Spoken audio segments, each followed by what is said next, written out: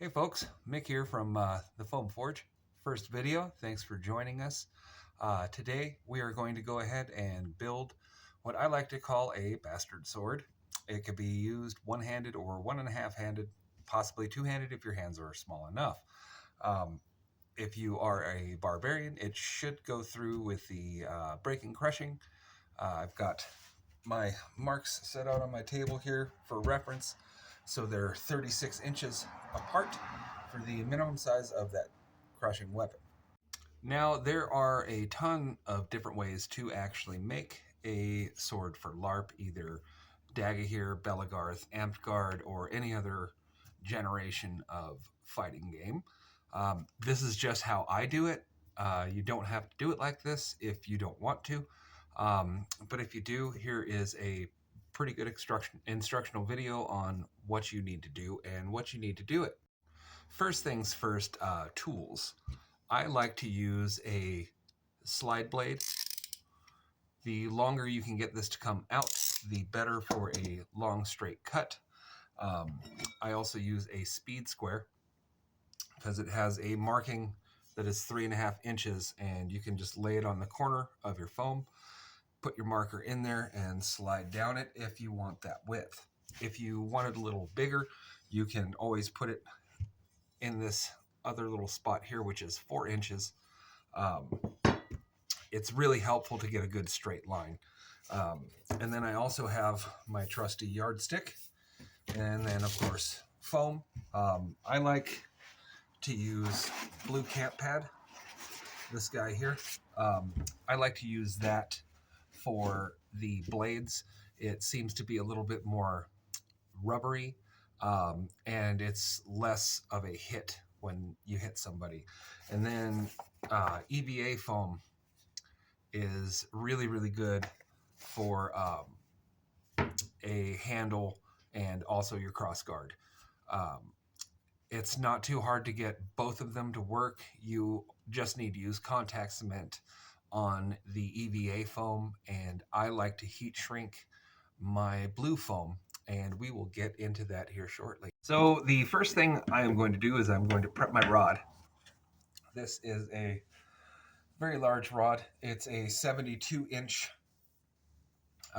driveway marker that I picked up at Lowe's.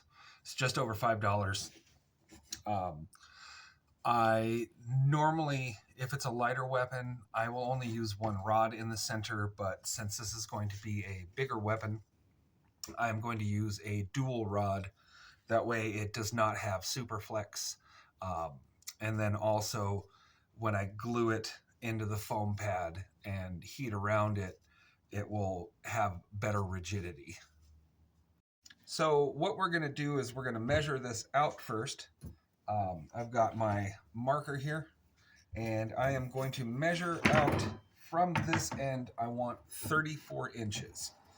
That way, whenever I add my foam to it, I can get 3 inches or so of stabbing tip, and then also you'll have a pommel that's on the back half of your blade, so it might end up around 37 to 38 inches total.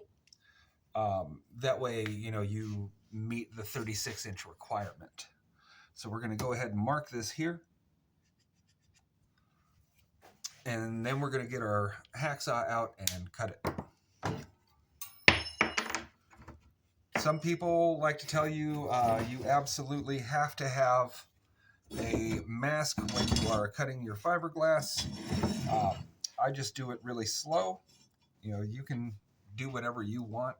This is just how I do it and how I've done it for the years that I've been doing this. You should make your cuts real slow.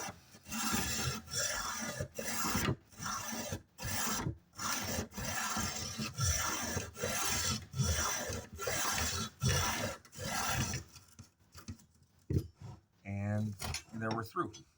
So what we're going to do now, because there are fibers on the ends of it, I like to use Gorilla Tape, the black duct tape version of Gorilla Tape. It works excellent for closing up little gaps.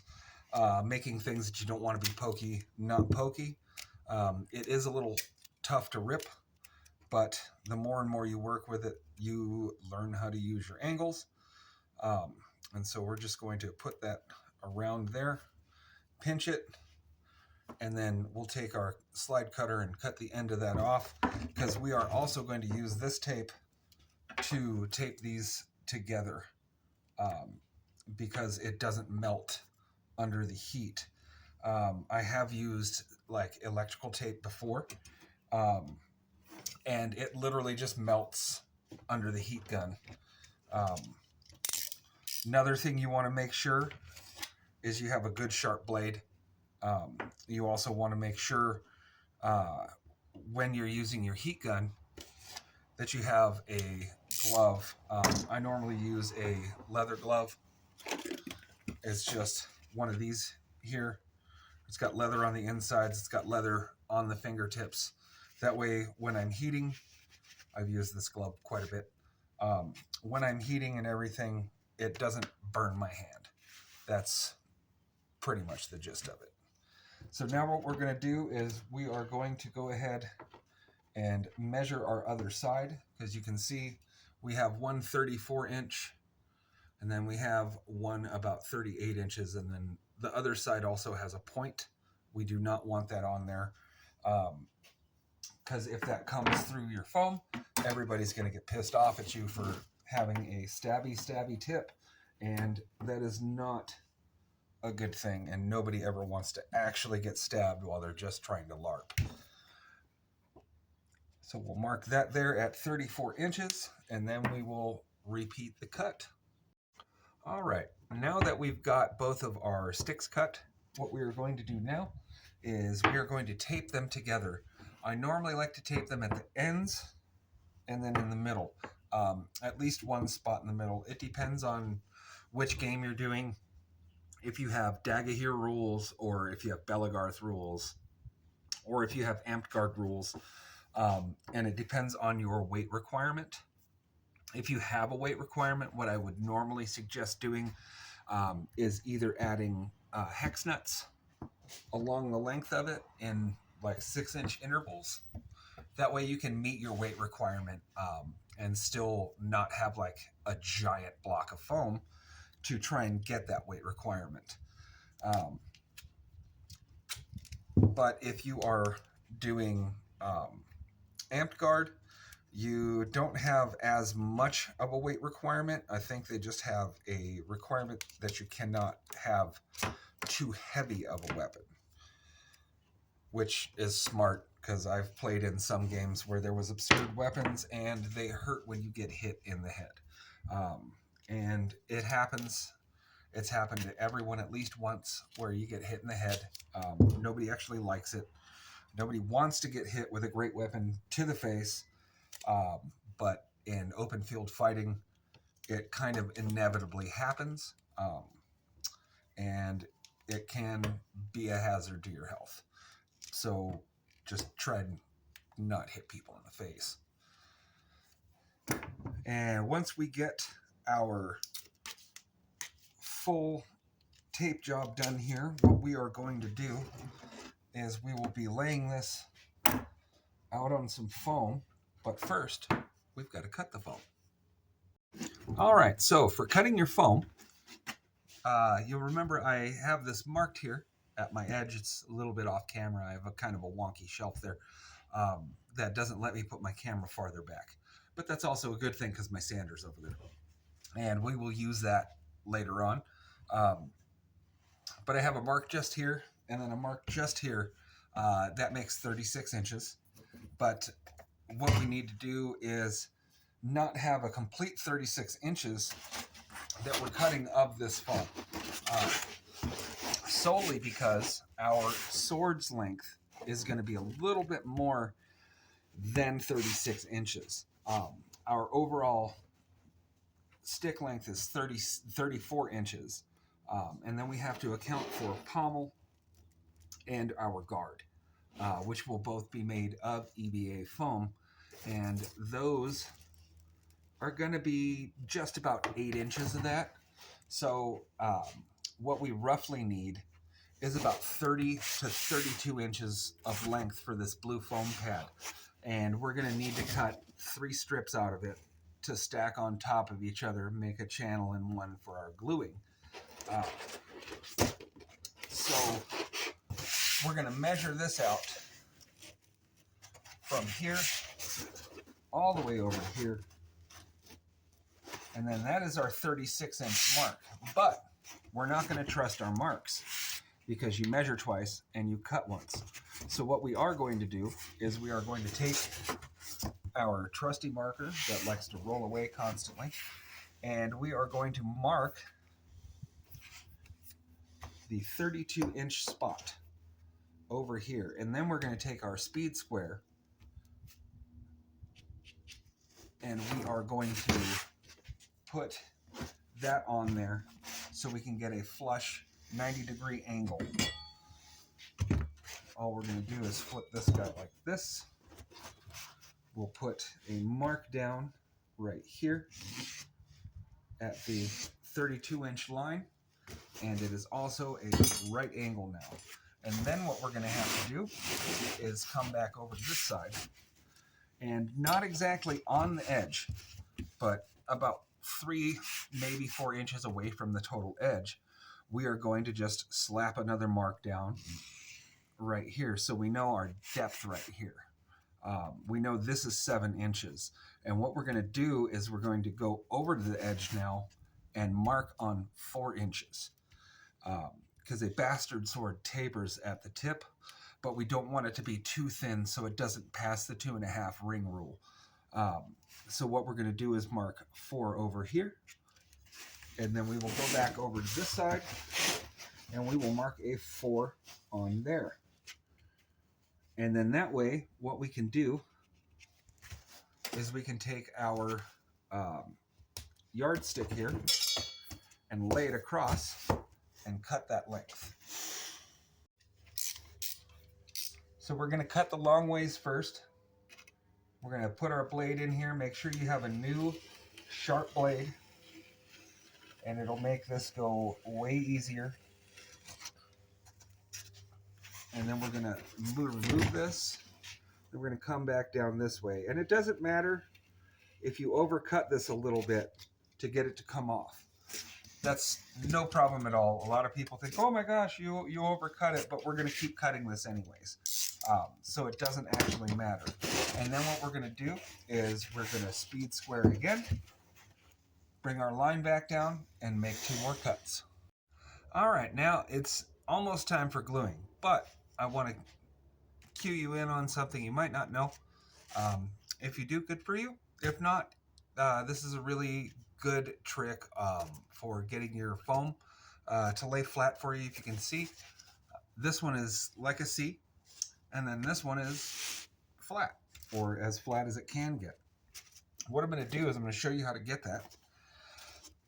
All it takes is your foam piece and a heat gun. I use a dual setting heat gun, so it's got 2 heats, it's got high and low. What I do is I put it on high until it starts making a red circle on here. And then what you're going to do is just kind of act like you're drying your hair. And what this does is it actually relaxes the foam to where it starts taking that bend out of it. You got to flip it over, and you got to hit it on this side too.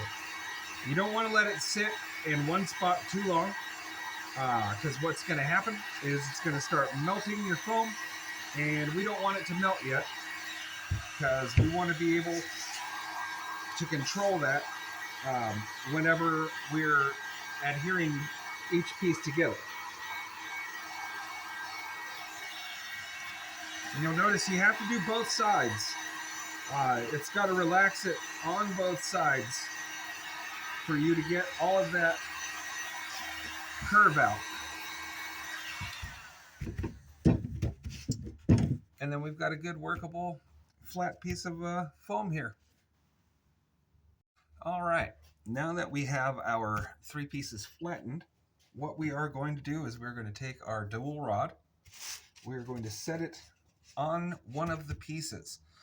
We want to make sure we measure this end piece here just to make sure that it is at least 7 or 8 inches long, because if we don't, we're going to screw ourselves on handle material. So from this back edge, if we do 8 inches, we want our rod to go to the end of this ruler here. And that leaves us 8 inches. That leaves us a good amount for a guard, a good amount for a handle, and a good amount for a pommel. What we could probably actually do is slide this to 7 inches, because we don't need a gigantic pommel. And if you want extra length and balance on the end of your pommel, what I suggest you do is you take either a small stack of washers, or you can even, say screw the government and use pennies. Lots of people use pennies because they're just cheap metal. They're not even really copper anymore. But yeah, this also will give you some room here at the tip for a stabbing tip if you like. We have an extra 4.5 inches above where this is, and that's generally so I can kind of round this out a bit, making it more look like a sword point but still blunt, so it passes the 2.5-inch ring test, and it's a legal LARP weapon and can't stab somebody's eye out. But that also just gives you extra added peace of mind that you're not going to hurt somebody. And if I put the end of this center rod at the end of this line here, we are now at 39 inches, and that's before we even have a pommel on. So this sword may end up about 40 inches roughly with the pommel on for the extra added length, and it also depends on what we take off of this. So we're going to achieve our goal of having it be at least a 36-inch weapon, which is what we want. So as a barbarian, we can get our abilities heightened and be able to use crushing and breaking with one weapon. So what we're going to do now is we're going to make sure that we are in the middle of our blue foam pad here, and we are just going to use the broadside. I'm just using a wide tip Expo marker here because they wipe off kind of. But what we're going to do is we're just going to use the wide side and make a big wide line, because what we're going to do is we're going to cut on the outside of that line. That way we have enough room in our core to have our expanding foam glue fill that whole void. So it grabs all around in all the little crevices, and it glues itself all to itself. So it won't move, and the core won't break away. I've been using this method for a few years now, and it is super strong. I've given them to my kids to play with. The longest I've had a weapon last was about 3 to 3.5 years before it just kind of deteriorated and the kids actually broke it. But yeah, we're going to get this cut out here real quick, and then we will start the process of heat adhering. All right, now we've got our notch cut. What we are going to do is we're going to take one of our other pieces here. Generally what I like to do, there's a flatter side, like composition wise, and then there's kind of a bumpy side. I like to take the bumpy sides and leave them out for the middle part of my blade, because what I like to do is I like to cover the outside perimeter with a metal type color felt. That way I have a cloth striking edge, but my sword can actually still look like a sword. But what we're going to do is we're going to make sure that that side's out, and then we're going to take our notched side, and we're going to match it up right here as best as we can. And it's just kind of important to get the flat part correct. It's not super duper important because this is not going to be your end cutting edge. So what we're going to do is we will get our glove. Make sure you have a glove. Do not do this without a glove. You will regret it. It is not a hair dryer. It is a heat gun, and it will burn you severely. Do not use this without a glove. Once you have your glove on, what we're going to do is we're going to peel this back some.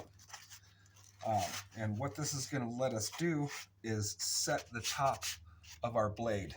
And so what we're going to do is we're going to turn on our heat gun again on the second setting so it gets hotter. And like I said, I like to hold mine to the workbench until I see an orange circle. It lets me know that it is up to heat. And what we are going to do is we're just going to go back and forth, kind of close, and then roll the edge forward.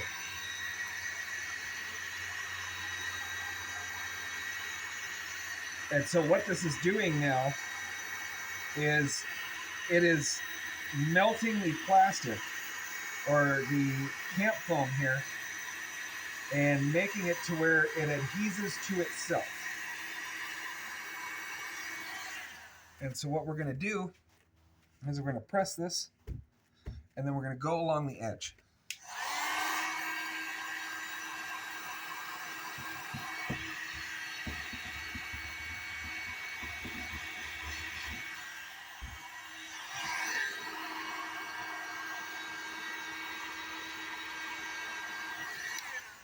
What going along the edge does is it kind of helps sink your foam weld, is what I like to call it, because now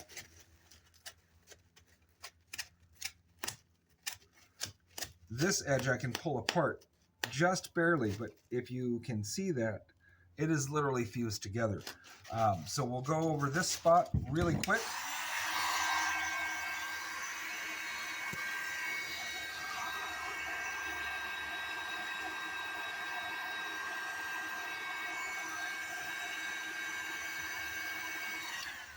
And the beauty of the blue camping foam being malleable like this, you know, and even if this edge doesn't want to stick fully, it doesn't matter. That's our tip edge.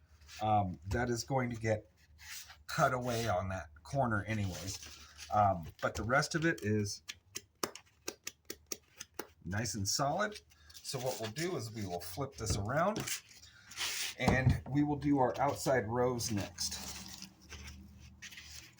We have to get all of this up here so we can stick this portion right here. That way we don't get any bleed out from our glue and make like a hard spot in the flat edge of the blade or even on the edge of the blade.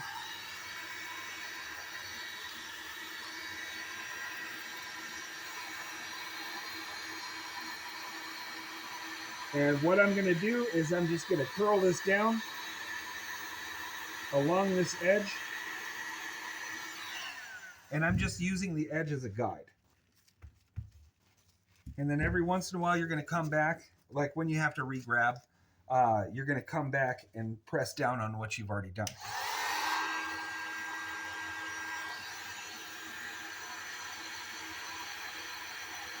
Also, don't let it sit too long. If you do let it sit too long on one spot, it's just going to melt a hole through it, and it's not going to adhere right, and you will have to start all over again. For this process here, for these pretty skinny little legs, you don't super have to like go back and forth. You just have to kind of drag along, making sure you're hitting the top edge and the bottom edge kind of at the same time, making sure you get good adhesion. And in about 20 minutes or so, once this is cooled down, it is fused and is one piece. And it is very, very helpful for the speed of your construction.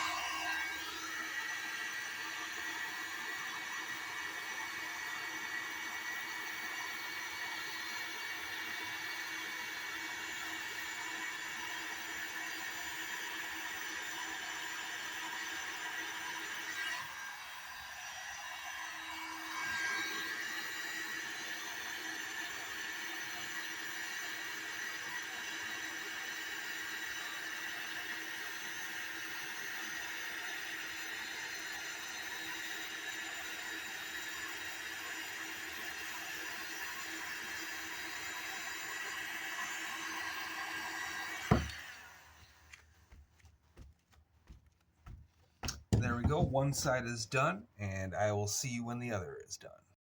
All right, we've reached the portion where we need to glue up. So what we're going to do is we are going to take our stick and set it in the middle and make sure we are still on track with our dimensions.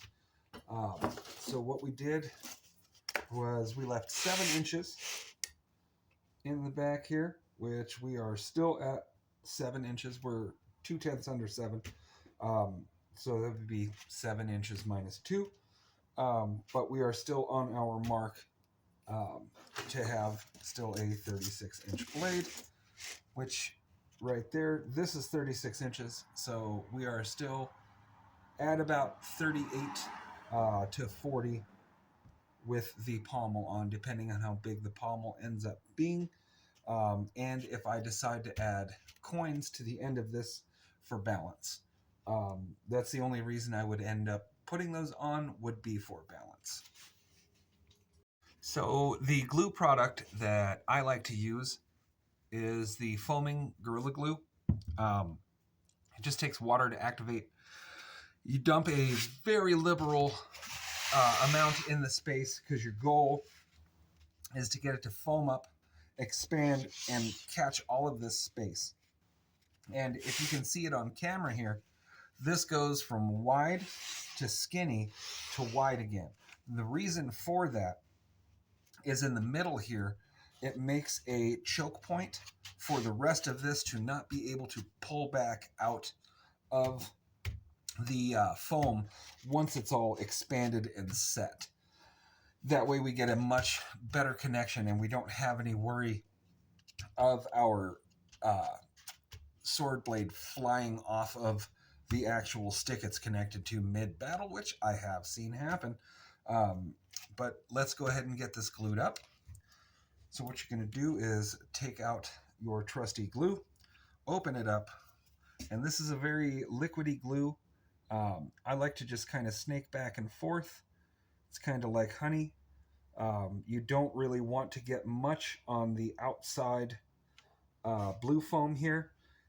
If you do, it's not going to really hurt anything because it will dry up while we are heat sealing. And what I normally do is I will go almost fully to the end here and then run back up the entire seam. And then what we're going to do, because it is water activated, we are going to take our little snowman cup with some water in it, and we are going to just pour some water, not a lot, in a few spots here, and then we have to mix it. For mixing it, what I do is I just kind of flip it over, shake it back and forth. You want to make sure it mixes with all that glue.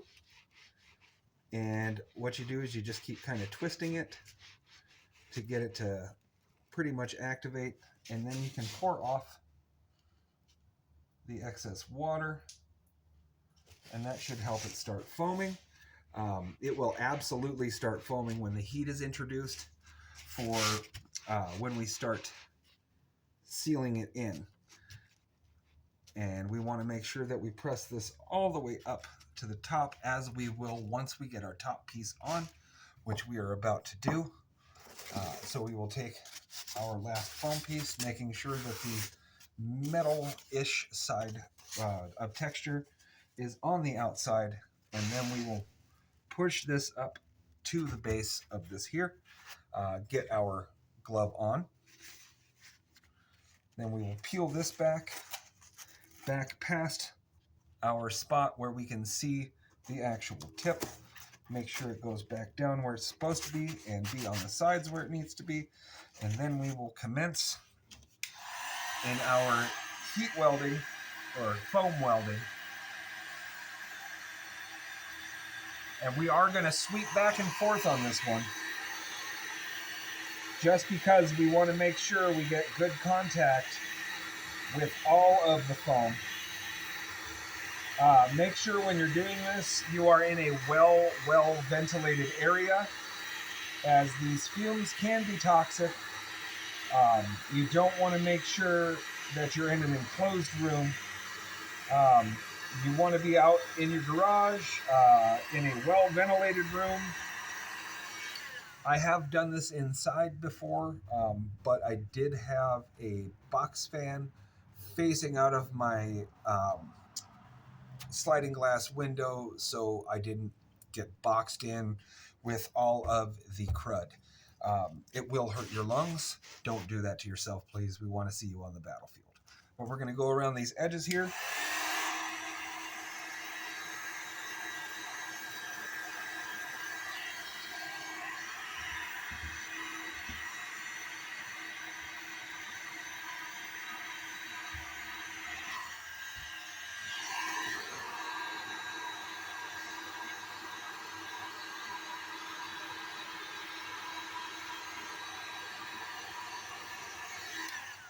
And again, what that's doing is it is sealing these edges together. Even though this is like the least important spot that you need the edges to happen is on these corners, because they're just going to get rounded off into a sword point. Then we are going to flip around our sword stock here.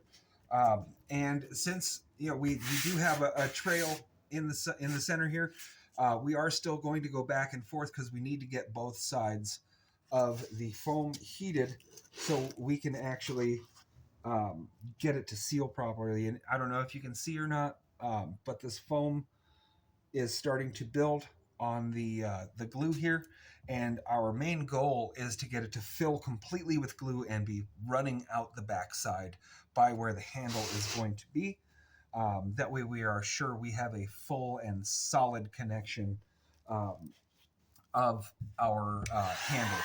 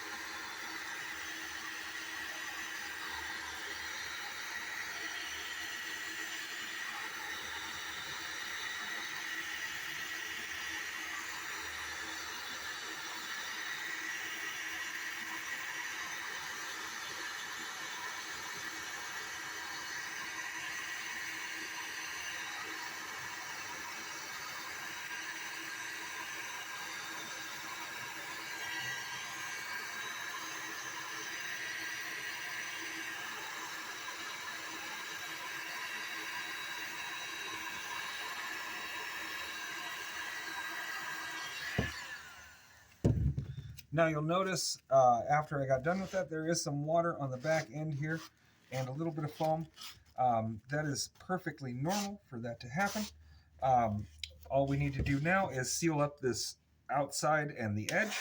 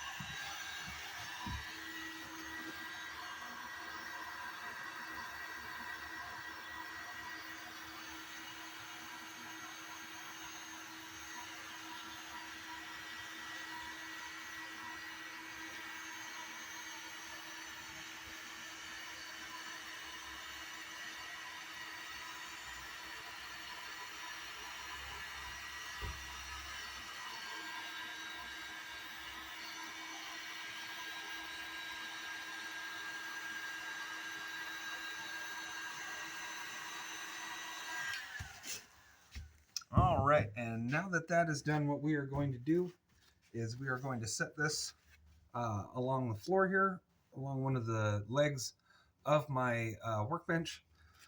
That way, the foam on the inside has a chance to build up and fill the entire area, and kind of it'll pop out of the end here, and you'll notice that we have unevenness here. That is just for the foam gods. No matter how many times you cut it perfectly, the foam gods take their cut. So don't be worried about that. We will literally just cut that off whenever the foam is fully sticking out and everything. And even if we have to go back in after this glue sets and it doesn't foam all the way out, we can just pour more in there, some water in there, stick a stick down in there, shake it around, and it will come out. That is our goal, is to get it to come all the way to the end of this. That way we know we have a solid core. All right, since we are waiting for our sword to cure, what we're going to do is we are going to start working on the guard and the pommel. So what we're going to have to do is we're going to take our piece of cardboard here, and we're going to fold it in half. Make sure it's kind of thin cardboard. It's a lot easier to work with that way. Just make sure when you fold it, you do crimp the end down that is folded so all of the corners match up. Because what you're going to do is you're going to trace out a design that you want your crossguard to look like. And then we'll do the same thing for a handle and pommel, because the pommel and handle can be a singular piece since we are using contact cement and EVA foam for that. So what I'm going to do is I'm going to map out the basic shape of a pommel, and we want to remember that our blade width at the base of the sword is going to be 3.5 to 4 inches wide. Once we are done, so what we're going to do is we're going to take our speed square and we are going to lay it from the back side here, and we are going to mark out 2 inches. So that would be our 4. And then total length, we don't really want it to go over 3.5 inches from the center. That way we don't have too much sticking out from the blade, because there isn't going to be a crossbar in it. That way we don't poke somebody's eye out.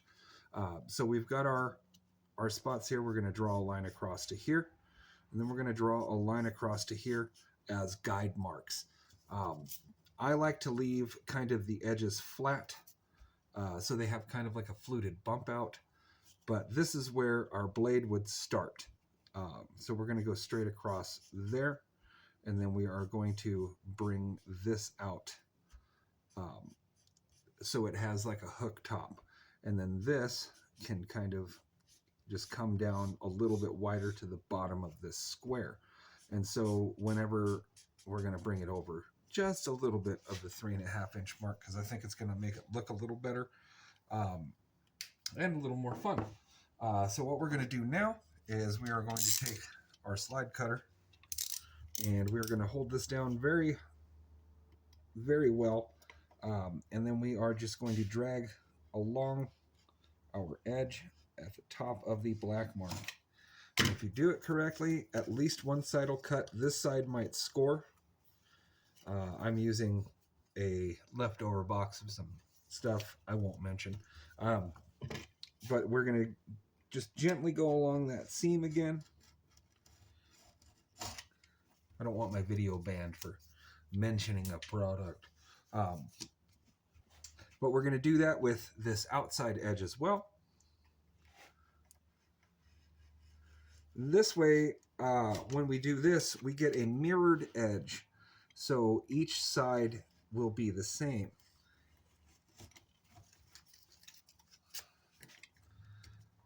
And that way, when we actually cut our guard, it will be the same on either side. It'll be the same in the middle, all the way across flatwise. And we will do the same thing with our pommel, but just on a bigger sheet. Okay, so for our handle, we've got a 4 inch wide piece. And if you remember correctly, the total length that we have to work with is 7 inches.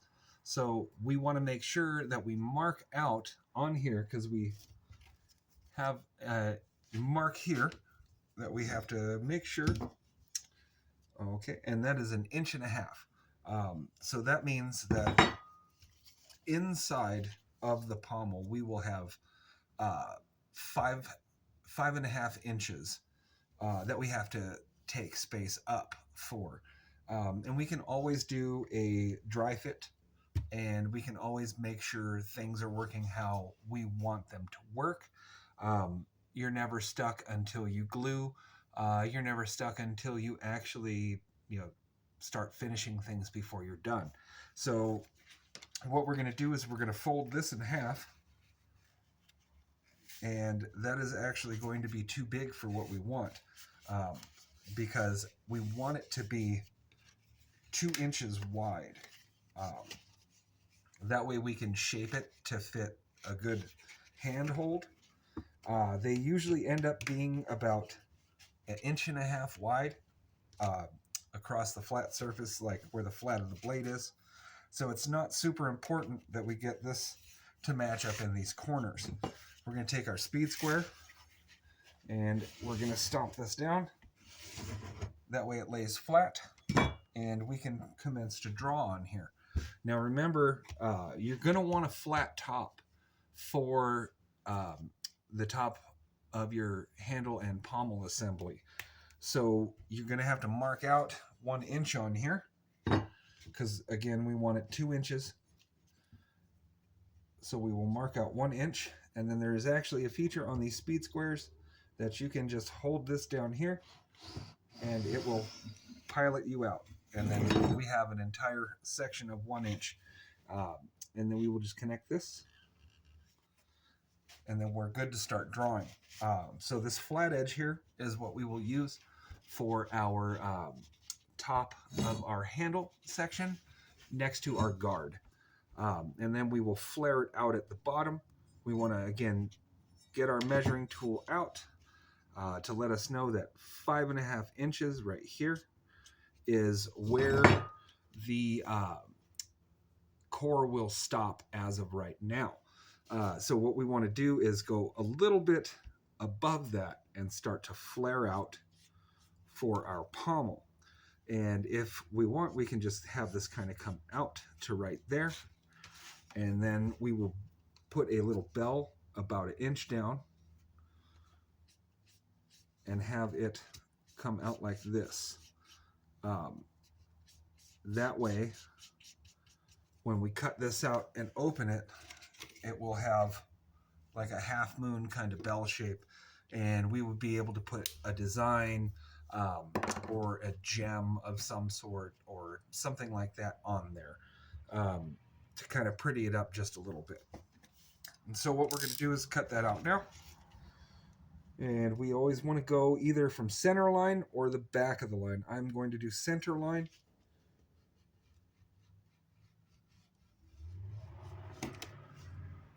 Remember, we got to go over this twice because it is cardboard, albeit thin. It still is cardboard and doesn't like to cut once all the way through. Just remember, while you're using these blades, to be very, very careful. Do not hurt yourself in the pursuit of LARP glory.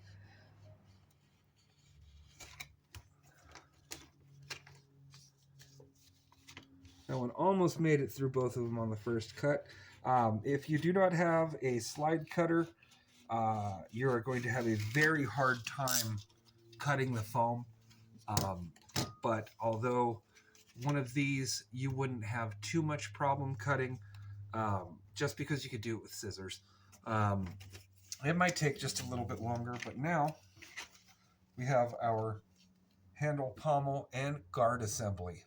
All right, now that we have our template ready, what we can do is we can start gathering pieces for our build to make the pommel and handle and guard assembly. What I normally like to do is I take scrap pieces. And what you're going to do is you're just going to trace things out. I have a paint marker that is a light color. You can use orange, you can use yellow, you can use a light green. I have a cream color, and what I'm going to do is just go around it, and after I mark it, I'm going to cut them out. We'll do 3 of them and stack them on top of each other. I use the EVA floor mats that can be bought at Harbor Freight, and they have this weird texture on them. That can just be sanded off, especially when you have smaller pieces like this. It helps adhere anyways better. If you sand off EVA foam just a little bit, it helps to grab the glue a little more and give you more porous crevice to have the glue stick to. So what I'm going to do is I'm going to get all these marked out, and then we will come back for the glue up. Okay, now we've got all of our stuff marked out on our scrap pieces of the EVA foam. We're going to go ahead and cut them out, and make sure when you do cut these out, it's okay to go ahead and just cut them out on the outside edge of the white area of your line. You know, that way you have a little bit of fudge room, because we're going to take these after we glue it together and cut a section hole for the shaft to go through. We're going to take it and we're going to put it on the belt grinder and make it look a little bit better for ourselves. So let's go ahead and get these all cut out. We are other pieces of scrap foam, so we have a clean surface to work on. I'll get rid of this long piece of scrap. And then with a full extended knife, we are going to just cut away in one swift, solid motion. And that should get most of the way through this EVA foam, if not all the way through. Usually it does. I like to use a lower angle and then drag through. That way it seems to actually cut a lot easier the first shot. Instead of trying to like hack through it or like go back over it 10 times just to get through the edge of it. The corners are a little bit trickier because you can't really lay down on them.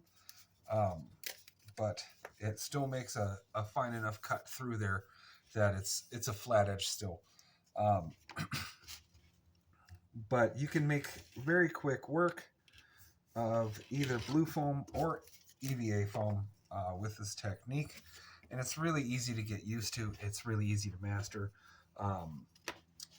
You know, I'm sure there are going to be some crazy internet trolls trying to tell me that, oh, your work's stupid, why are you even doing that, you're doing it wrong, fuck you, kid. And I don't care. This is just how I make my weapons. And like I said, this is just a slight instructional video on how you can possibly make yourself feel and look a little bit cooler out on the battlefield. I know when I show up to a LARP and I've got good looking weapons and I've got good looking armor and my garb is on point, I know I feel special. I know I feel like, you know, I'm the coolest looking guy on the damn field, even though I know I'm not. There are some of these guys that are intense with it and they look amazing. That's what I strive to do, is look amazing. And if I can help you guys, you know, out a little bit, you know, to where you can feel like you're a little bit cooler, even though you are actually the coolest fucking guy on the field, or gal, or whoever, you know. As long as you feel cool doing it and you think you look cool and you're having fun, that's really all that actually matters. I just want to make it look like we're all fighting with real weapons. All right, don't mind the glare from my wife's car in the background there. But what we're going to do is we're going to take our blanks here, and we have to get this pattern off of here. And so what we're going to do is we're going to use this belt grinder here that has got a lot of foam dust on it. And we're going to use this to get all of this extra texture off of here that we don't want on there. Now, if you've never used a belt grinder, I'm sure you're going, oh my God, is there a safer way to do it? These things aren't that bad. It moves the opposite way from where you are, so it spits the foam out this way. Um, and if you touch it, it's just going to blow your hand back off of it. I've touched it 1,000 times. Um, I'm not saying go ahead and lay your hand on it because you will get hurt. But just follow safety precaution stuff, and don't hurt yourself, please. But I'll show you how I do this, and you can always do it your way.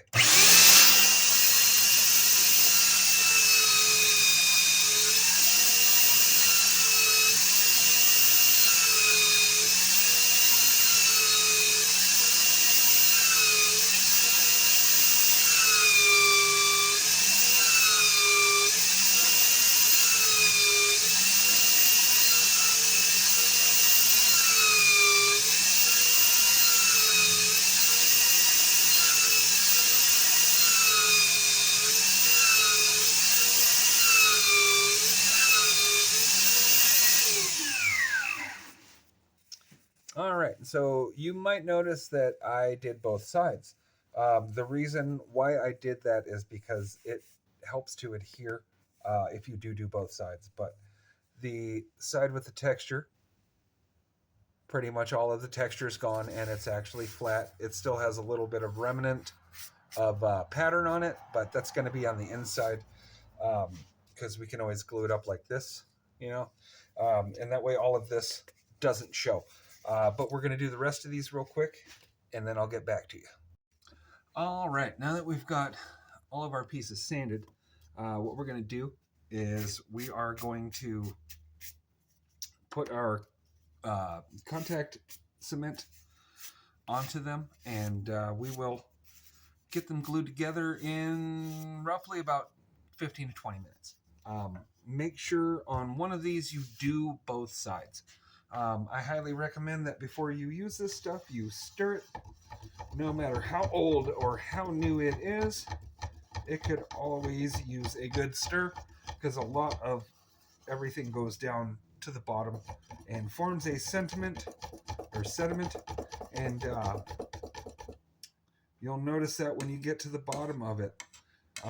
Most people think also with this stuff you have to have a brand new brush, which is absolutely not true. The more you use a single brush on this stuff, yes, the harder it will get. I don't like to waste any of this stuff, which is why I'm doing this right now, so I can get it off of my stick so I can start gluing with that portion of it.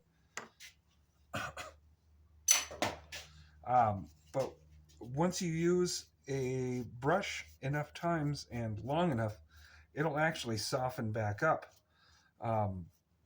But as long as you're doing what you're supposed to do with this glue, where you go back and forth in one direction, and then you go back and forth in the other direction, what you are going to do is the same thing. You're still going to get the good coverage on it. It's like I'm sure you can see right here that I am getting complete and full coverage across this whole piece here, and it is nice and smooth. It will flatten out as it dries a little bit, and you don't need to use a ton of this. A lot of other glues, it definitely matters how much you put on. If you want the good strong hold, you got to use half the damn bottle, but that is not the case with the contact cement because it actually sticks to itself. So you don't have to be very, liberal with it when you put it on. You actually don't want too much. So just make sure that when you are applying this contact adhesive, that you get it everywhere you want to, although it is probably going to get everywhere you don't want to also. But that is just something that we all have to deal with in the fact that we want to use contact adhesive on different things. But once we get this all glued up, I will let it cure, and then we will get back to you. and we will get these glued together. All right, now that we've got our crossguard pieces drying with the glue, I've got my pommel pieces traced out onto this piece of EVA foam, and we're just going to cut them out, and we will do the same thing. We will sand them first. Make sure when you sand you get both sides, get this texture off, and then sand this just to have it accept the glue a little bit easier. And again, make sure that when you are cutting out your foam, you are extremely careful, and make sure that you do not cut on the inside line, you cut on the outside line. That way you have some leeway and you can mess up a little bit. We don't want to glue this together just yet. The pommel and the handle will be going on separate from the guard. The guard we will place by itself. We'll poke a hole in the center, glue the inside of the hole, glue the stick on the end of our sword, and then force them together. That way they have a better connection to the blade. And after that, we can adorn them with some form of decorations. I will show you how to do that as well. It's fairly simple, but it looks very complicated. And if you have a bunch of overcut from where you're like turning, what you can do is you can close this down a little bit to where when you actually drag through, the blade doesn't flex as much. Just for those real long cuts, I like to have it out all the way. That way I can see what I'm doing and I can make sure I make the right cut, because nothing's worse than like buying food and it's sucking, or you do something you think you're doing right and then all of a sudden it's wrong and you hate yourself. So let's not do that to ourselves, and let's make sure we are having a good time. But like I said, once we get these cut out, all we are waiting for at that point is to have our blade finally cured all the way up. After we get our core set, that way we can do the same thing we did with the blue foam pad, and we will cut a channel in this, and if we need to shorten this at all, we can match it up, we can see where we sit, and then we will also be able to tell our overall length after we have that adjustment made, although that still might change if we decide to bring our pommel in a little bit. That way we don't have as big of a pommel. And again, that's purely up to you on how you want your sword to look. Don't think because I'm making my sword a certain way, you have to have yours look like mine. Be an individual. Do what you want to do. It's your sword. It's not mine. So we want to make sure that we're being safe is the big thing. And we want to make sure that everybody's having a good time. You can use EVA foam on your blade. I just don't super recommend it because it seems to make the blade too hard. There is a construction method that I do know of for EVA foam swords that they are not super hard and they are super kind of light. If you guys want me to do a video on that, just drop a comment. And if I get enough comments about that, then I will definitely make that video. And if I need to, I can also make a tips and tricks video. Comment below, let me know if that's something you're into as well. But for right now, I'm going to get these sanded up and ready to be glued once we have everything ready. All right, now our glue is all set up on our cross pieces. The cross guard is going to get assembled now. What we're going to do is we're going to take one piece and then take our dual glue side one. We are going to put it on one side here. I usually like to line it up with the inside where it is going to touch the blade. because that is going to have the most contact. Whenever you press these down, make sure you do it by the corners a little lightly, and then when you come back with your third piece, that's when we're really going to press on it. If you're worried about it coming apart, you can always press it with like a board or something, which is what we'll do. That way we know it is going to be a solid connection where we have all of our glue.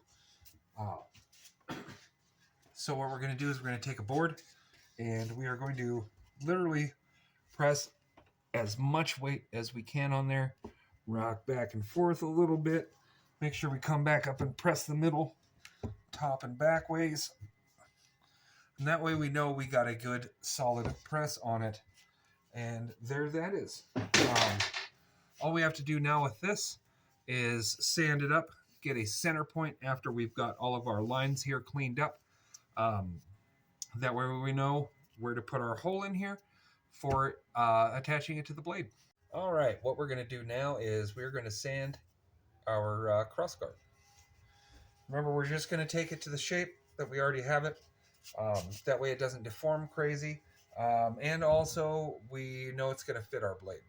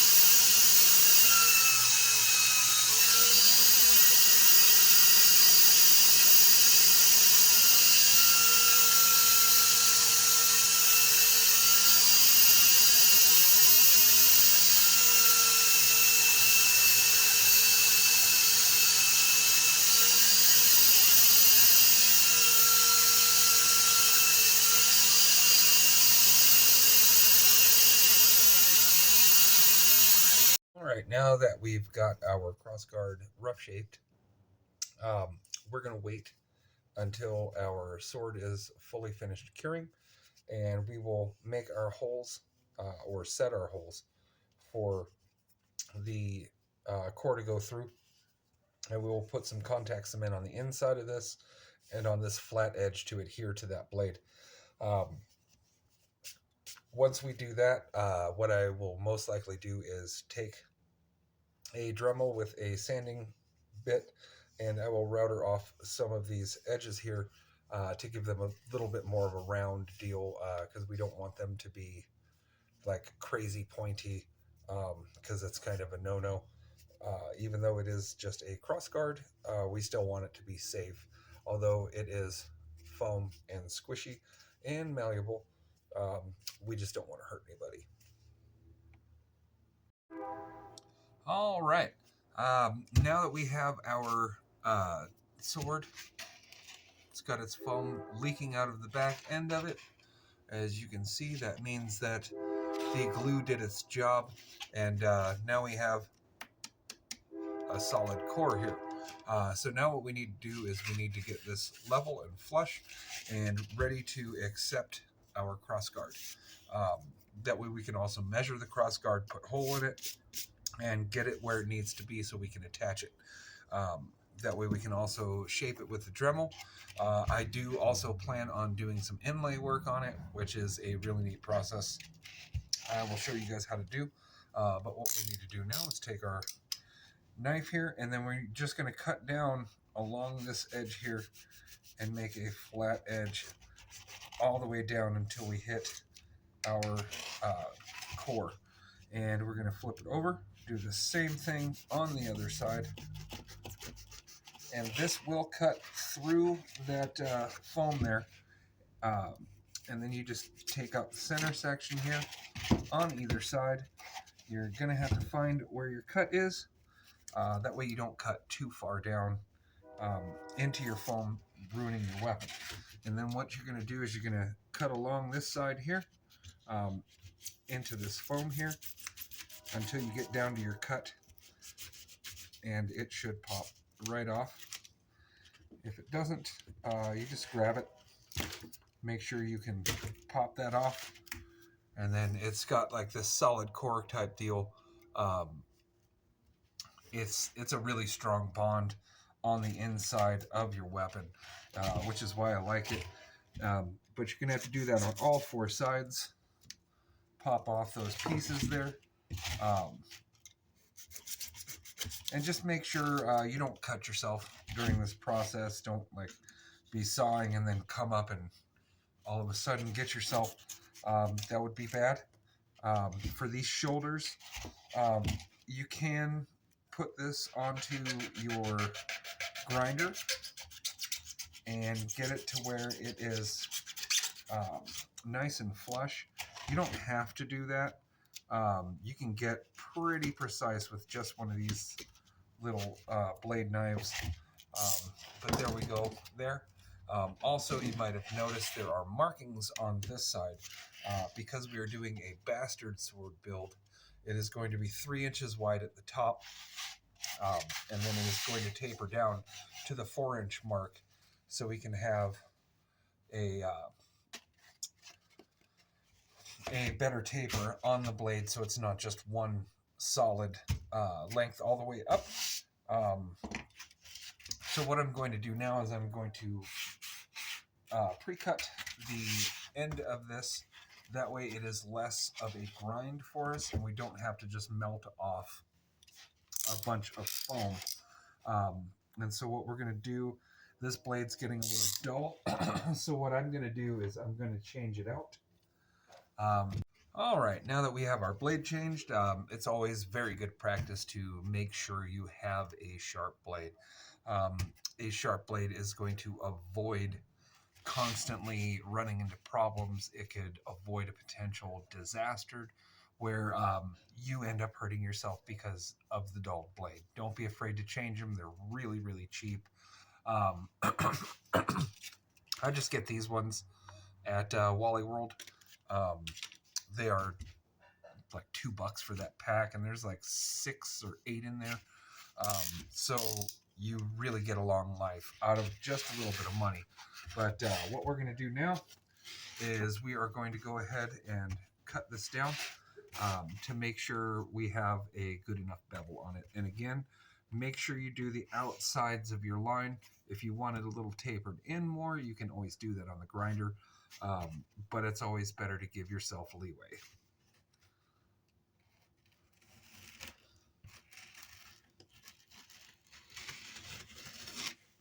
And again, I'm not going to cut down the entire side of the blade because I am just trying to get the rough shape form of what I'm trying to do here. And for this part too, make sure your blade is horizontal. You will end up cutting into the back slightly, and it's unsightly. You don't want to do that to yourself. Just to give yourself, your own heads up. So what we're going to do now that we've got this bulk cut off the front is we're going to flatten out the sides, and then we will taper them and give it a blade shape. All right, we are back to the grinder. Remember, while you're grinding, you have these lines for a reason. You want to make sure those are facing you while you're on the grinder so you don't go past that point and screw yourself out of your blade. Loud noises.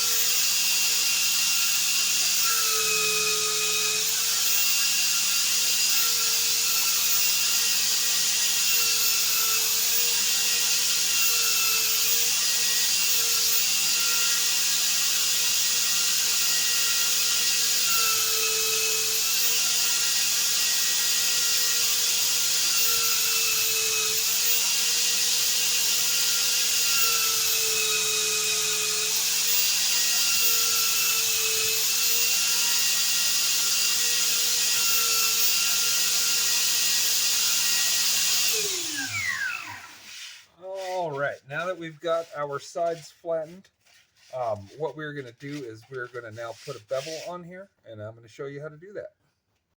Okay, so for our bevel, we're going to take out our marker. We're going to decide how big of a bevel we really want on our edge. Normally, I don't do a bevel more than about an inch.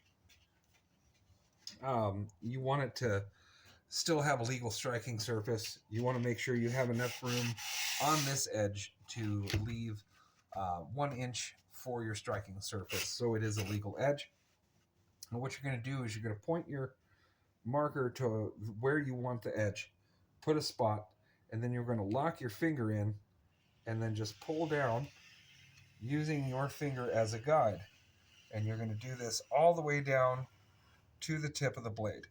And then we are left with a straight line all the way across and about an inch away. And then we're going to bevel this at a 45-degree angle almost. We're going to pre-cut it with our cutting blade. And then after that, we're going to smooth everything out on the grinder. That way, once we have our rough shape that we want to do, we can hit it with our heat gun and seal all of that foam back in until we take our next step. So I'm going to get this marked out. I'm going to cut these edges off here, and we'll get back on the grinder.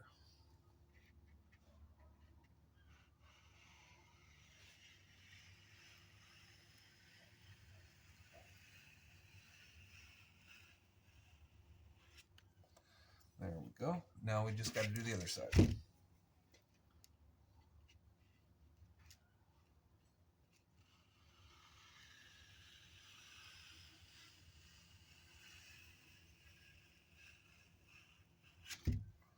Now, when you're marking this too, you don't have to go with your original mark. If you decide you like it a little bit more beveled, you can also do that on the grinder. It makes no difference. All it's going to make a difference in is how your blade edge is going to end up. Most people do like it to just be more flat, but I like a beveled edge.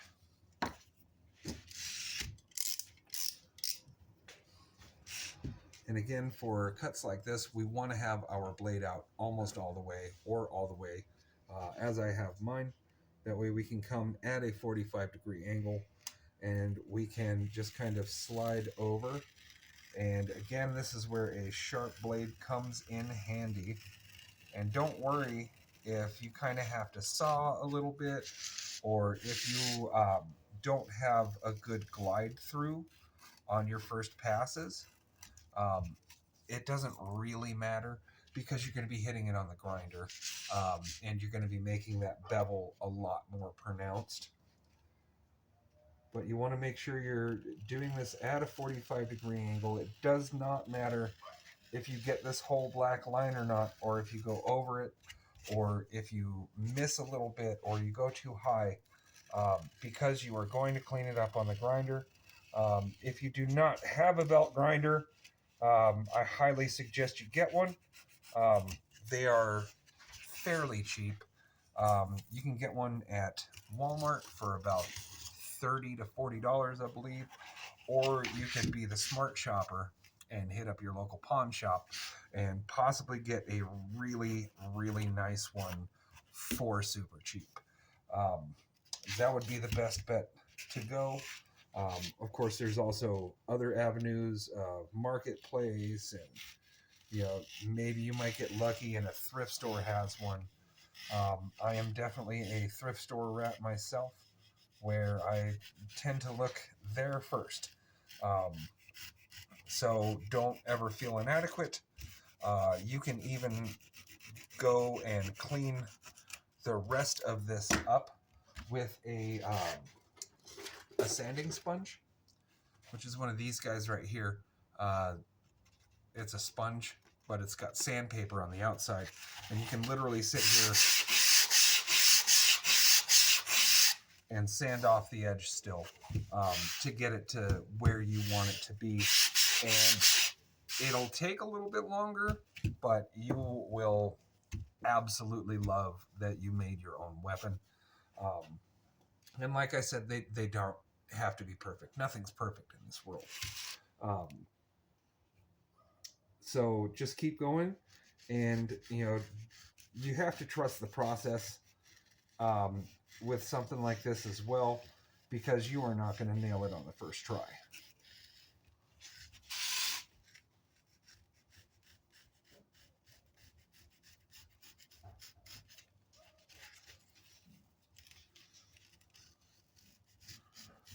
All right, now that we are just about done taking off the bulk of our blade, now we have a beveled look, and we're going to refine it on the grinder.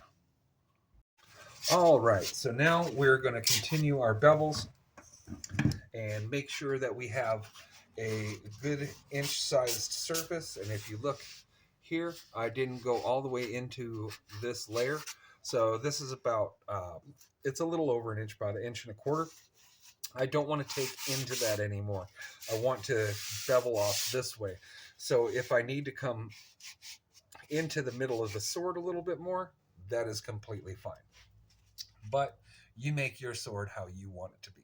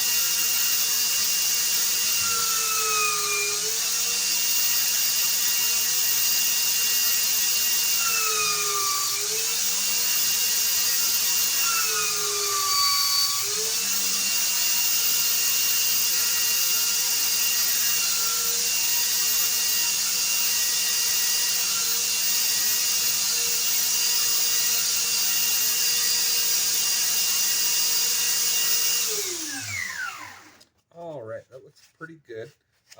Now remember, it doesn't have to be super crazy, like perfect clean on the sides at all, because you're going to be covering those with felt at the end of the build.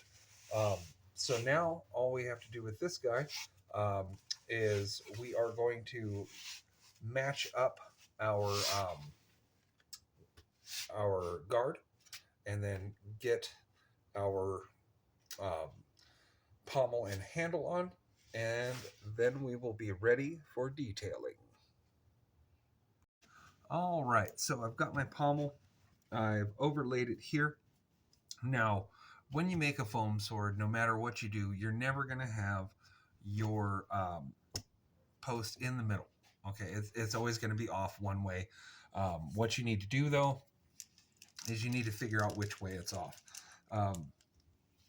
So I know that this center line is only on one side of the blade. So I can use that as my guide to where I put my center line on here, using that center line. That way I know this is the top side piece that I need to glue to this top side here. And then I can come down here, and the center line is right where this piece of core is, and then there's one right next to it. So what we're going to do is we're going to end up making a off-center or lopsided handle, kind of, where we build up one side over the other side. So when we put the handle on, it's actually symmetrical and it's comfortable and it doesn't feel like it wanders. So what we're going to do is we're going to mark the bottom side here on the center line, and then we're going to mark the other part for this one, and then we know we have a rough area. We do want to go just a little bit farther over on either side, because we know we're going to have two pieces that this shoves over. That's one of the most nerve-wracking and hardest parts about attaching a guard to your work, is having the fear that all you're going to do is just mess it up. And, you know, if you do, you do. You make another one. If you don't, then great. You did a great job. But yeah, it happens.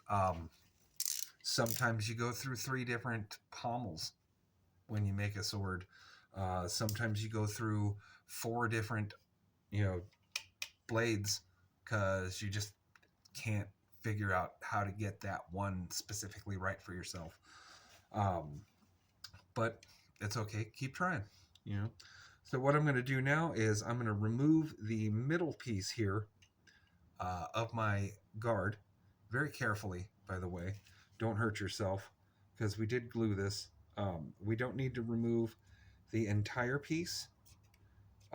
We just need to remove enough that we can get our core to fit over this. And our core is not quite as wide as the actual piece of foam. So we want to make sure that when we do this, we don't take too much out, but we take enough out.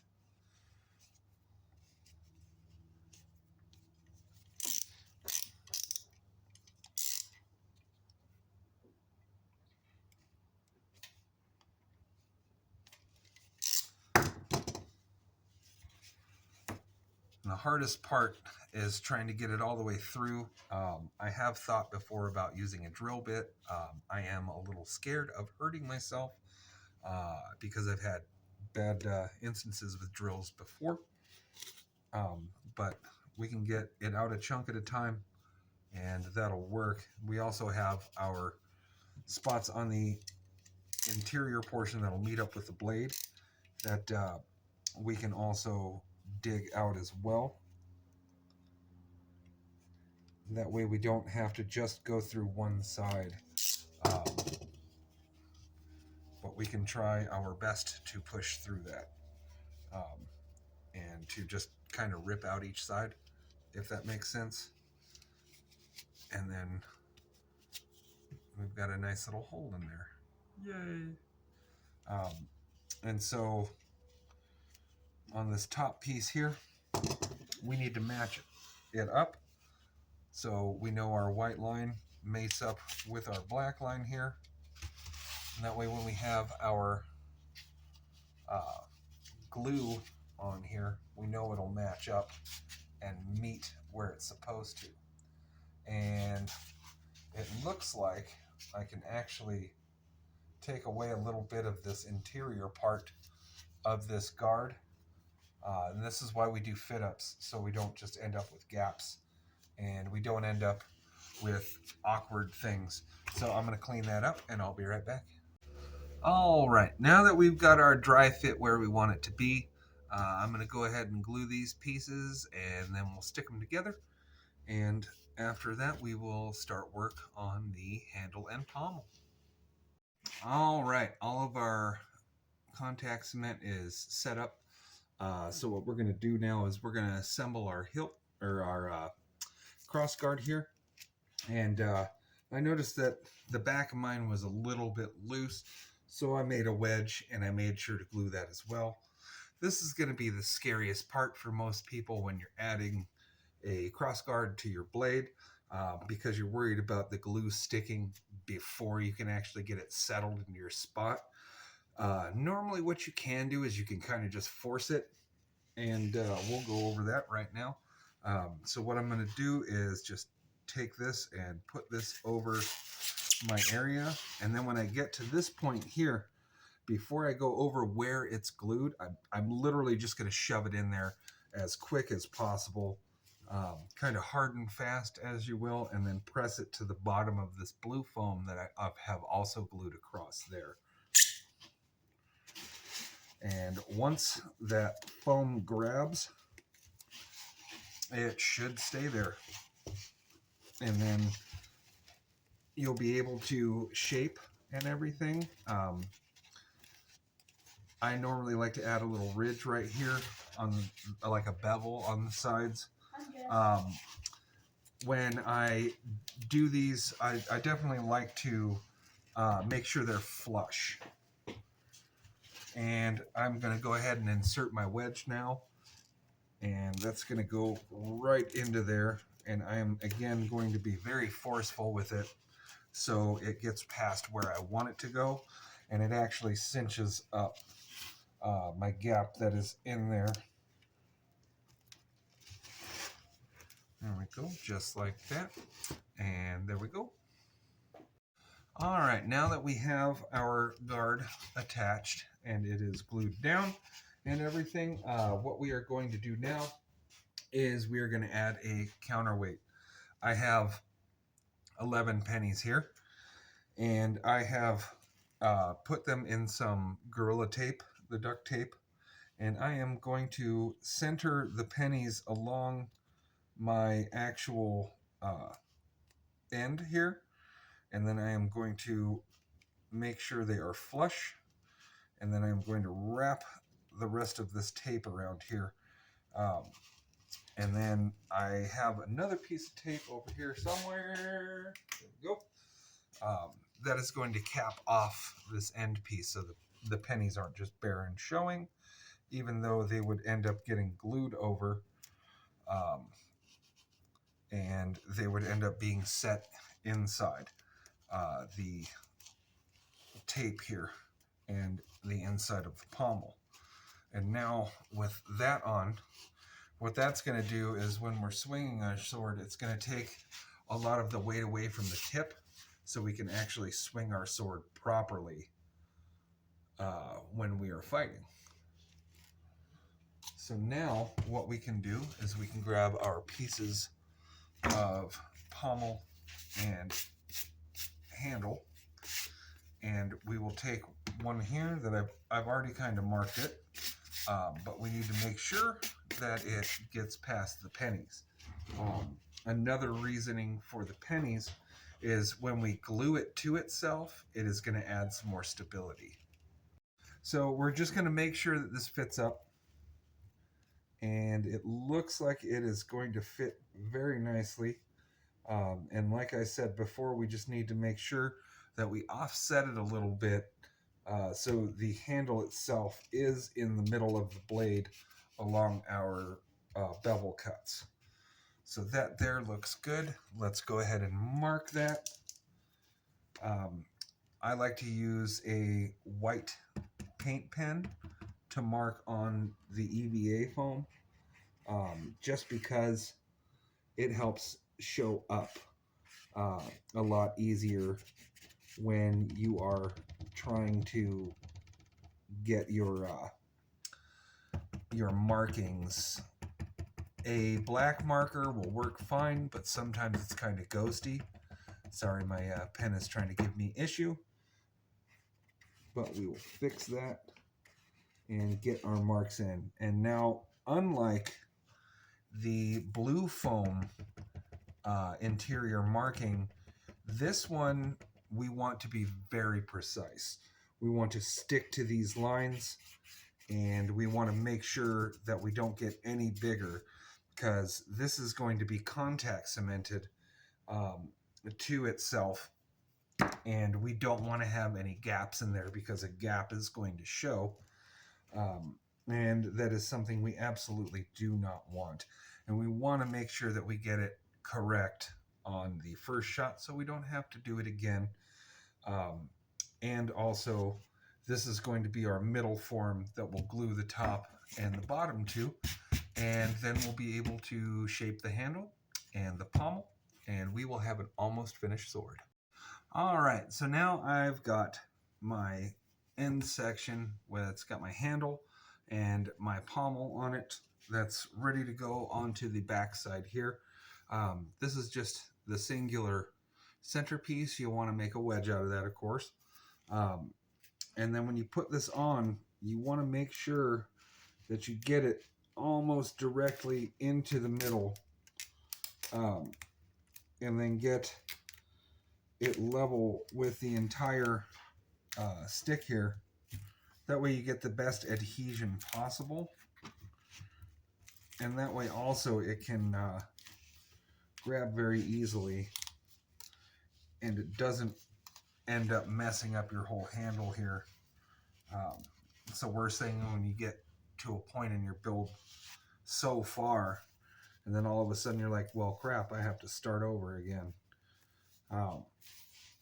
And so at this point, all I've got to do is put my contact cement on the tops of these here, attach them, make sure that they are solid and sturdy, and then we have a blade. All right, and there we have it. We have our pommel and our handle and guard on. We have our blade constructed. Now all we really need to do is get into some refining and make sure that we have the sword how we want it. What I'm probably going to do is I'll do some sort of not rope work pattern or something on here, and then possibly on the hilt as well. I might attach another piece of the EVA foam that I can kind of shape into a gem. That way I can color code it so it's red, so it'd be a heavy weapon, or blue, or green, yellow, whatever. You can do that too on your pommel. But what I'm going to do now is I'm just going to draw a quick something on here and show you how I like to cut things in, and then we will go ahead and heat that in, and then we also need to shape the handle. That way we can wrap it. We're going to do a leather wrap on this handle. That way it's nice and comfortable, and you'll be able to swing it all day. And when you're tracing your template here for this, you can fudge it. It's just marker right now. It's not gonna really affect anything until you cut it in. So don't worry about quote unquote messing it up, because it's not actually messed up until you have cut it in and then heated it. Because as soon as you heat it, that's when everything is permanent and it spreads the foam. We've got one nut on this side. Then we'll do another one on this side. Same style, same thing. We just have to repeat that. Make sure we're leaving ourselves a good border around the edge of this here. Make sure we have our template. We'll cut that line in too so it's boxed in. It just helps the aesthetic of it, I think. I think it makes it look a little cooler, a little prettier, a little bit more detail. It's a really, really simple detail to do. It doesn't take too much time. It definitely looks really good. And it just adds that extra little bit of flair for your character out on the field. You know, that way you can feel like you're in the thick of it, you know. Yeah, we won't do anything down here for now. But what we're going to do is we're going to get our slide knife out and we're going to put about 1/4 of an inch of blade showing. And again, we want a really, really sharp knife. That way when it goes in, and all you're going to do is follow the center of all of your lines here. And it doesn't matter if you don't get a great connection at the end of your cuts where your joints are, because when you come back over it with your heat gun, it is going to spread anyways. And if you have a spot that's a little too shallow and you want it open a little more, you just give it a little bit more of a cut and then you can heat it again. You do, however, with the EVA foam, you have to worry about over heating it and cooking it. We don't want that to happen. We definitely want it to, you know, survive so we can fight with it, because we've just spent a good amount of time on our weapon. And we'll come back through here, stop there, and then we will do this other one, and then I will show you what to do to heat it. It is really simple. And then when this thing fully cures, we can do some Dremel work on it. We definitely want things to cure before we start going ham on it. But now we've got our heat gun. Turn it on to level 2 and let it heat up. Like I said before, I like to let mine heat up on the bench here so I can see the reflection of the orange glow. That lets you know it's good and hot and it's ready to work. And so what you're going to do is you're just going to wave back and forth across the surface just a few times. And you see how it's opening up there. It's got the heat in there. It'll only go to a certain point, so you don't need to overheat it. And that's good. Be careful whenever you're setting your heat gun down, because the end is hot and it'll burn stuff. But see, that's what we end up with. We end up with this nice little valley in the whole thing here. And then when we put our Plasti Dip over this, and then paint it and then seal it, it will look really cool. We can do an inlay in here. Like if we want this to be a steel color, and then the inlay we can do in like a gold, or vice versa. If we do bronze or brass for the guard and the pommel, we'll do a silver inlay on it, or even black. It just helps it to make cool things. I'm thinking about putting Celtic or Nordic runes on the blade itself, like an Ulfbert. I like doing that too, naming the sword basically. Like this one I want to call Skull Crusher or Skull Cracker. And I'll write that on the blade this same way right here where I write it out and then cut it in and then heat it. And this blue foam will do the exact same thing. Sometimes when you do blue foam though, you have to be really careful and really quick with it. It has a different composition and it will go off the rails, so to speak, and you will do way more than you actually wanted to. Before we get too much more done on carvings or inlay, any of that type of stuff, what we are going to do is we are going to go ahead and shape the handle. That way we have a thing to hold it by, because it's all super blocky right now. Like, I want to be able to actually hold it. So we're going to shape the handle and the pommel real quick.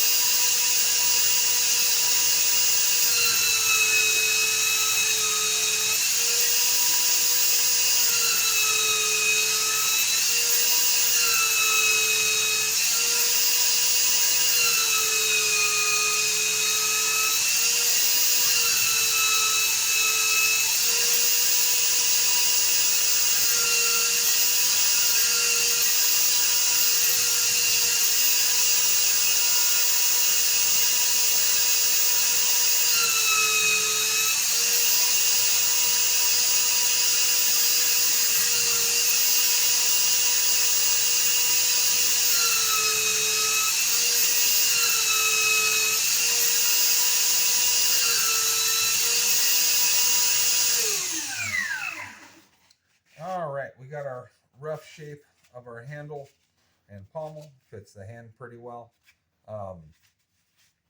We will go into this along the edge of the blade a little bit here and around the guard so we can taper it down a little bit, and then get a few little fine spots off of this here that we can't really reach with the belt grinder.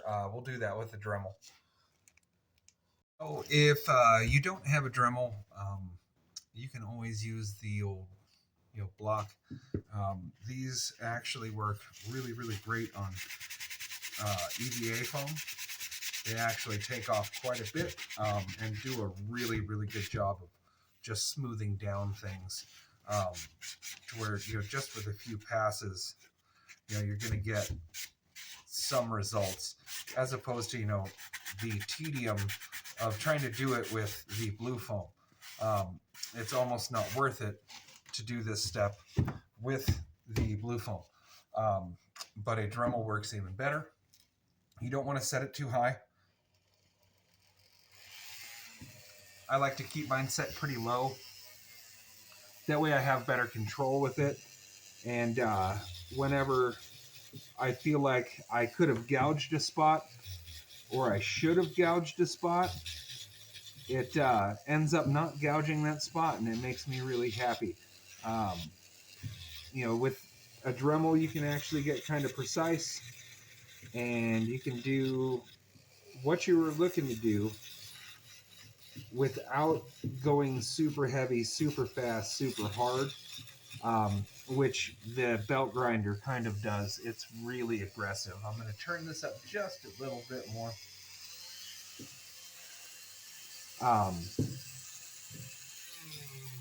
There we go. Now it's going to hog off a little bit extra, so I have to be lighter and a little more careful what I'm doing here, because I don't want to end up too thin. Because if I get too thin, then all I'm going to have is problems. And I don't want to have problems, because, like I've said throughout this whole little build, we're building something to actually build it and want it to be functional and work right. And another thing, this handle doesn't have to be super beautiful, especially if you're covering it. Like we are, we're going to cover it in some leather. That way it also has a better feel and grip to it, and could possibly be changed if it gets damaged. But whichever way you're going to cover it, if you're going to do the cloth athletic tape, which is one of my favorite handle materials, just because it can be changed. Handles do wear out. Handles do end up not looking good. And besides, you can color coordinate them if you really want to with the athletic tape, because they have so many colors. I'm sure at some point one of my children will ask for a pink weapon. I remember years ago I built some swords, and one of them painted theirs green and yellow. So you never know. I might need green or yellow athletic tape for a sword handle at some point in my life. But we're just going to keep going around this here, and we're also going to add some detail for the top of the pommel. That way it looks like it's actually two separate pieces and not just one piece of pommel and handle.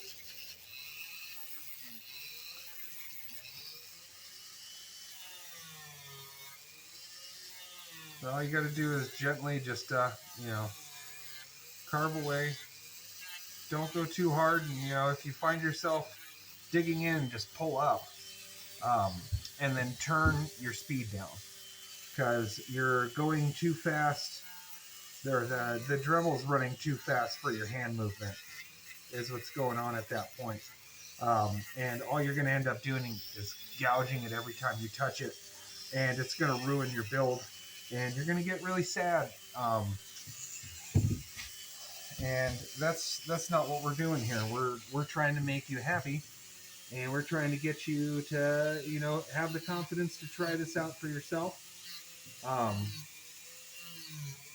That's one of the whole reasons I'm doing this here, is so you guys know how I make my weapons.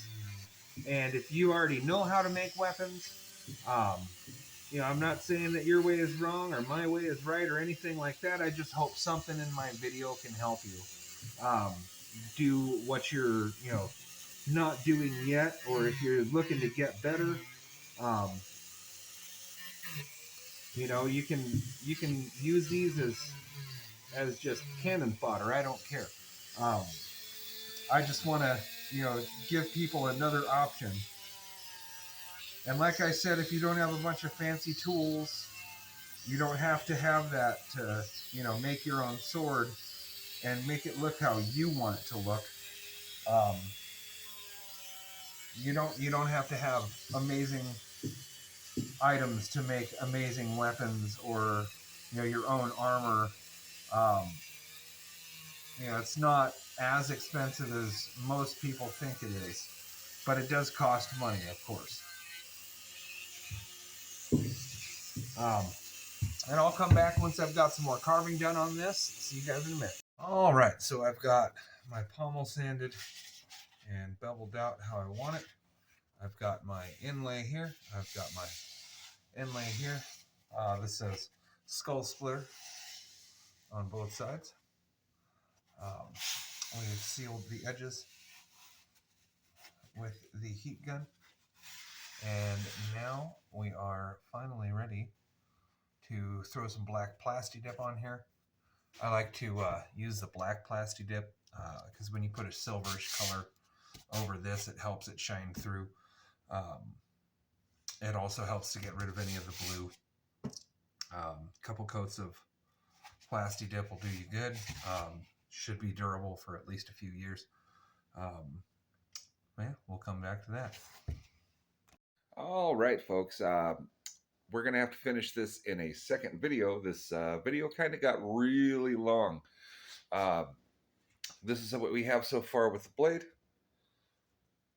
It is dubbed Skull Splitter, but we will finish it in the next video. Thanks for hanging out with me and watching my video. If you made it this far, please throw me a like, possibly give me a subscribe, and drop a comment on what kind of video you'd like to see in the near future. Thanks. Bye.